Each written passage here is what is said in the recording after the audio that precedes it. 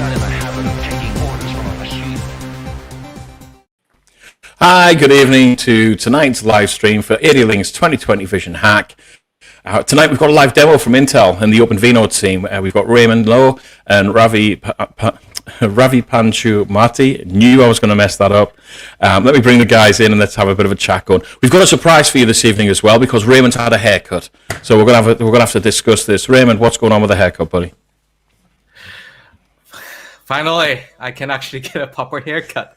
Because now they relieve the lockdown. This is a new update from California, San Jose. Hot off the press, I've been vaccinated this morning and I feel rough as hell this afternoon. So this is going to be a bit of an interesting live stream. Ravi, welcome for the first time. Absolute pleasure to have you on board. How are you doing? Very good. Thank you for the introduction. I feel excited to be a part of this live demo, and I'm excited to see what the audience would think about it. Brilliant. So we're going to cover the OpenVINO and around the oil and gas seismic data. Is that right? Yes. Seismic data is just, you can think of it like ultrasound images of the Earth. That sounds badass. Oh shit. we'll let you pass on that one. All right. Well, tell me more about your work though. Before you joined Intel, I believe you've done a PhD in certain engineering work. Yes. So before joining Intel, I was doing a PhD in computer vision, more focused on trying to build other forms of computing using magnets. So we built nanomagnets to try to solve a computer vision problem. So that is quite an interesting journey. And after that, I've joined Intel, and then slowly getting into big data, and later with the AI really firing up, we slowly got into AI, and that really helped me think about different ways and different segments. Intel has a large company, so there are like different market segments. So right now, I'm focusing on oil and gas, and with the different tools at Intel, you can do much better analysis and analytics. So that gets me excited. Well, Ravi is a very humble person. I'll say if any of our participants who tried the first demo from Intel, I borrowed my source code from him. So welcome, guys. The image classification was from him. So have all the credit, guys. So that's Ravi. So, well, today I think we'll get started into some of the demo work. I think today you will be presenting one of the project that, interesting, Intel have done. Going back in time, by the way. I tell you what, before we run into that, and to put this into a bit of the context for the viewers, so ADLINK, we've got Intel, we've got the 2020 Vision Hack, where we've got through to phase 2 now, where we've got 10 teams building on a Visi AI, which has the ADLINK Edge platform on there, the vision applications, but also OpenVINO, Intel E3940 CPU, and the Myriad X VPU as well. So perfect kit for building out your edge computing computer vision solutions. But there were 4 themes for the hack. So let's have a look at the theme. So it puts in a bit of context about the oil and gas side of things that Ravi is going to talk about. Let's take a look at the computer vision themes for the 2020 Vision Hack.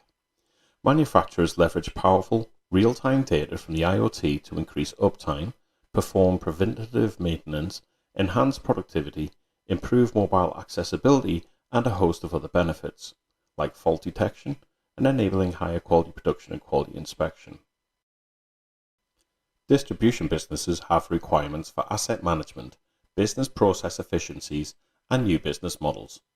Considerations like warehouse management, tracking and tracing assets in real time, security and transparency, monitoring asset movement within and around the facility to prevent theft or the misplacement of goods. Workplace safety. Thousands of workers die in industrial accidents each year in the world, and a huge amount suffer from non-fatal work-related injuries. Workers, employers, and insurance companies collectively face billions of dollars of direct and indirect costs due to industrial accidents, and individuals suffer unnecessarily. For example, think about personal protective equipment, PPE detection, ensure people are wearing the correct equipment for hazardous environments.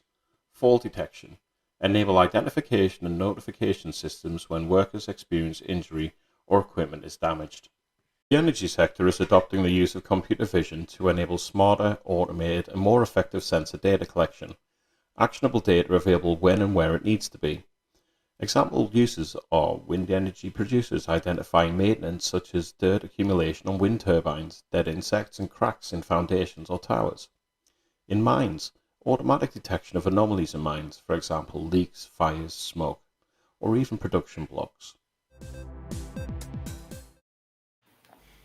So there we have it. They're the 4 themes that the teams are competing and building, and we've got every one of those themes in prototype phase now, which we've seen some phenomenal progress through with the teams over the past couple of weeks. Ravi, let's fire ahead with your demo if you don't mind. I'm just going to bring your screen in. Claps. Okay.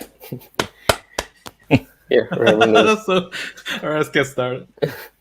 All right. So just let me give you a brief overview of how you use OpenVINO for accelerated inference on seismic data or typically any data as such.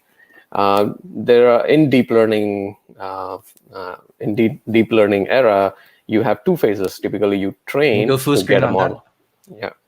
Yeah. Typically, you have you have a training phase and then you have an inference phase. So during training phase, you would reach out to these different sensors. In this case, we are collecting seismic data from Earth, and then you annotate, train them, and then the output would be a trained model on which you can perform inference.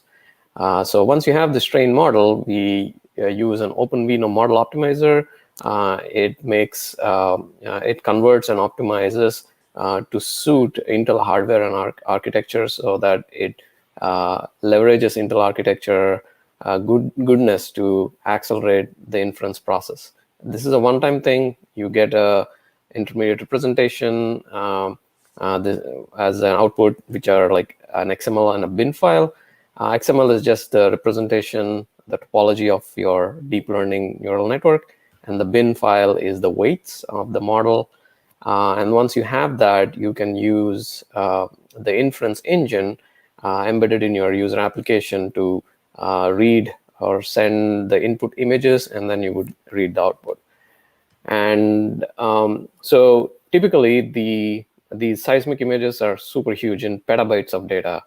And how each oil and gas company, as they survey these different parts of the earth, they store in their own format. So this is becoming a problem as there is no one standard way to retrieve and analyze these images. So OSDU is a common architecture, open subsurface data universe. These people, about like 150 companies, came together and created a standard in which you store these seismic images in a standard format, so anyone could use them, retrieve them, and then process them. So here today, I'm showing you this OSDU reference implementation inside AWS, and then how we use OpenVINO to retrieve the data from this database and then perform inference. And you could check out more on OSDU on AWS or in general. But as of today, I would just show you a high-level thing. So, and today's demo is basically focused on trying to retrieve this data from the OSDU, and then we would launch an instance with OpenVINO pre-installed. This is another offerings from Intel where it helps the OpenVINO developers, or if you just want to try without going through the process of installing, configuring these things, we have something called OpenVINO AMI, Amazon Machine Image, inside AWS Marketplace, where you just go subscribe to this. And then once you download, you can launch a virtual machine with this image where you have all the OpenVINO pre-installed. So you can directly use OpenVINO. And then we also provide some GitHub OpenVINO demos, in which we have like 2 sample demos. You can just clone it and then run these examples to get head started. So today I'm going to show you that demo. Um,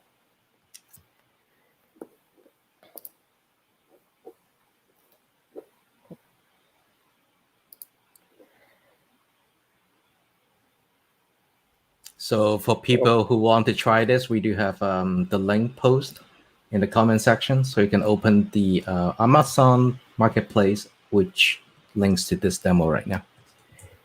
So once you go to Amazon Marketplace and then search for OpenVINO, this is where you get. You can hit continue to subscribe and then go through the next steps, the generic. And then once you have, so I already subscribed, so you can, once you have, you can launch a new instance based on this. You just continue to launch. And then here you would need to select one of that kind of machine you want to launch it on. So here I'm going to select C5 instance.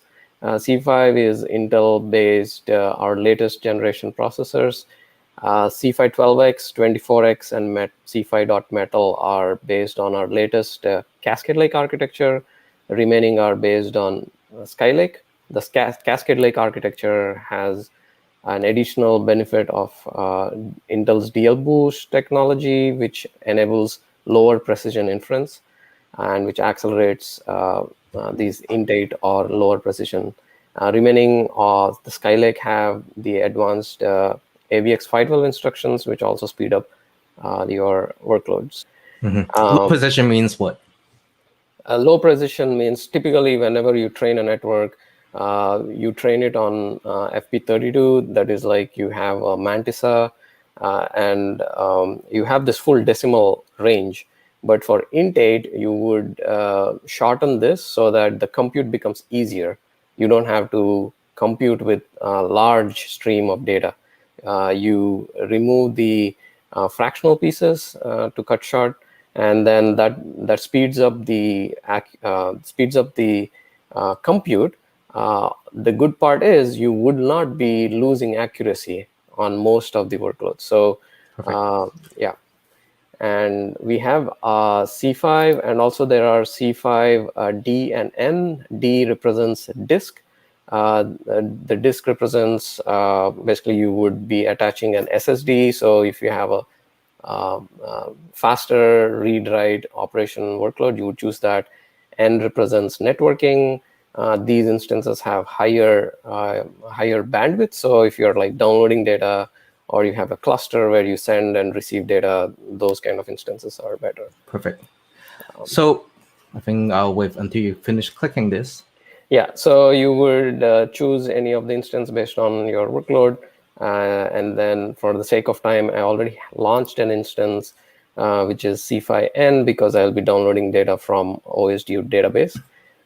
So once you have an instance launch, something like this, the benefit of OpenVINO AMI is you can just go to the IP address, and then if you do 8888, a Jupyter notebook launches, and then the password would be your instance ID, and then if you type that instance ID, and then voila, you get the Jupyter instance. Here you can create a new notebook, or you can go to a terminal. You can here OpenVINO install. You can do whatever, however you want. So to develop. basically, you have the whole machine set up. Yep. You Ready. don't have to do installations, and then you have it accessible over the internet. That's perfect. Yeah. And you have a demo directory I saw there. Yeah, and then you can git clone your repos or our repo for a quick start. Perfect. So here I already git cloned, so I'm just going to show you an example. So the example would be downloading the data from OSDU. And OSDU stands for? Open Subsurface Data Universe, but I think they're changing the acronym now because they're hoping to have more kinds of data related to energy sector rather than just focusing on subsurface like seismic data. So what are we trying to do in this demo? So in this demo, we are trying to identify salt bodies inside. These are seismic data. So seismic data you can think of as like a 3D cube. So you see there are like ships, boats, or things like that, and they have these sensors which ping or send a radio or some kind of a sonar. You can think of as like a waves, and then they would reflect back. So the boat would be going in these kinds, like horizontally, vertically, and then they have different sensors at different depths. So at the end, you would end up with a cube of data, and then a crossline section is this red one, an inline section is this one, and a time slice is a horizontal slab. So it's doing an MRI for the oceans. Yes, for the Earth. So For the Earth. Yep. Yep. Pretty much. So slices of okay. Yeah, Gotcha. within the ocean or within the Earth, and then so on the Earth or inside underneath the surface, if typically they want oil and gas companies, what they do is drill and then try to find the oil. And then one of the interesting aspect is finding salt bodies. So if they find like the What salt, is a salt body? a salt is like pure salt, like Salt? Okay. Yeah, salt. There are like, due to many ages, they form salt. And whenever there is a salt body identified nearby, they would not drill, or there is like a area of interest nearby where the oil is, there are much more oil towards this plane. So once they find salt bodies, they would, the geoscientists would try to find a good spot where to drill so that they will get the best oil out of the area. So finding salt bodies is very key in finding where to, the areas where to drill. So interesting. You need some salt before you start drilling to get oil. Yes. Sounds like cooking for some reasons. But let's keep going. Yeah. So and then this traversing through this huge. So the images would be something like this. So manually doing and finding different kinds of. When you say huge, what are we looking at in terms of size? Terabyte of data? Petabytes. Petabytes. Petabyte. Yeah. Jesus. Yeah. Okay. So manually labeling them would be very hard. So typically machines is one of the things, and recent advancements in deep learning has enabled them to develop models to solve this problem. So here I'm using one of the salt. We have also directly fault. Wherever there is a fault, detecting faults is also another model that we have recently. So what's the challenges that usually people face for doing this? Is really the modeling? Yeah, because annotating the data and then running models is very hard. Because people try to annotate these is like super long time and hard to find out. Perfect. So that is one. So here, I don't know, due to lack of interest of time, but once you get the model, you convert it to, in here we have a PyTorch model. So we convert it to Onyx and then to IR, because OpenVINO doesn't directly support importing a PyTorch model. But I think end of this year, we would be getting a direct import too. But we use the model optimizer to convert it. Where do you get the model, first of all? So here I'm using a public model, but you could develop on your own. Here they have the model. Gotcha. Yep. So right now, in summary, people like scientists like that will already have pre-trained the model, and this will help us to process a large amount of these data. Yes. Okay, perfect. Yeah, and then people will be able to. So there is a SegWi format, typically a standard for seismic data. So there is a SegWi.io utility to read this as a cube. Once you have the cube, you do a little bit of pre-processing, and then this is how you load the model into the memory, and then you run the inference. Once you inference, the whole cube gets inferenced, and then you can plot different sections. So what are we looking at in terms of the outcome? Like, so you will get a number, or like what's the outcome how do we interpret it outside? So this is a salt body. So typical geoscientists at the end would identify these regions and then would analyze their drilling portion, where to drill. So they will get like a coordinate system at the end to say this is the Pretty location. much. They would have a 3D map of 3D map. Wow. Yeah, 3D Did map they have the of, output look like at the end? Like this is the output, right? So there are other visualization tools for visualizing these 3D bodies. So you could think something at the end the scientist would look at something like this, and then a salt body would be right here, something Perfect. like So what's the sort of speed up we're getting from this kind of setup? Because we've been using OpenVINO. Yeah, so we published a recent blog, a different model, a fault detection model. Here you can see we are on FP32. We are at, this is like a relative performance compared to NVIDIA.